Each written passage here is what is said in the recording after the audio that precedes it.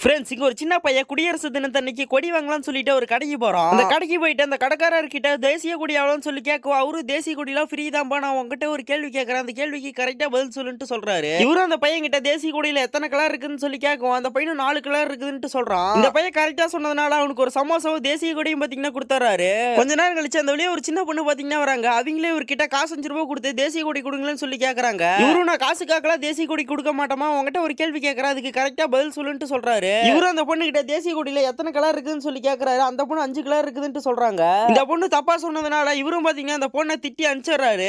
இவரும் அந்த பொண்ணு சொன்னா அந்த 5 கலர் என்னென்னு தெரிஞ்சுக்கிறதுக்கோசரம் அந்த பொண்ணை கூப்பிட்டு தேசிய கொடியில் இருக்கிற 5 கலர் என்னென்னு சொல்லி கேக்குறாரு. அடுத்ததான் என்ன நடந்திருக்கும்னு தெரிஞ்சுங்கட்டி உங்களுக்கு பணத்தை விட நம்மளுடைய நாட்டுடைய கொடியை ரொம்பவுமே பிடிக்கும்னா வீடியோக்கு ஒரு லைக் கொடுத்துட்டு சேனலை சப்ஸ்கிரைப் பண்ணிக்கிங்க. பாப்பா உங்கள எத்தனை பேத்துக்கு நம்ம நாட்டுடைய கொடியை ரொம்பவுமே பிடிக்கும்னு. இந்த பொண்ணு அவர்கிட்ட போய் தேசிய கொடியில் இருக்கிற 5 கலரும் சொல்றாங்க. தேசிய கொடியில் இருக்கிற 4 கலரும் சொல்லி முடிச்சு வெட்டி அந்த பொண்ணு 5வது கலர் வந்து நம்மளுடைய நாட்டுக்கு வெயில் மழை புயல்னு பார்க்காம ராணுவத்துல வேலை செஞ்சு நம்மளுக்காக உயிரை விடுறாங்களே அவங்களுடைய கலர் வந்து சிகப்பு. இது எல்லாத்தையும் சேர்த்து தான் நம்ம தேசிய கொடியில 5 கலர் இருக்குதுன்னு சொல்றாங்க. இந்த பொண்ணு சொன்ன பதில் எல்லாத்தையும் கேட்ட இவர் பாத்தீங்கன்னா இந்த பொண்ணுக்கு அவர்கிட்ட இருந்த தேசிய கொடி எல்லாமே ஃப்ரீயா கொடுத்துறாரு.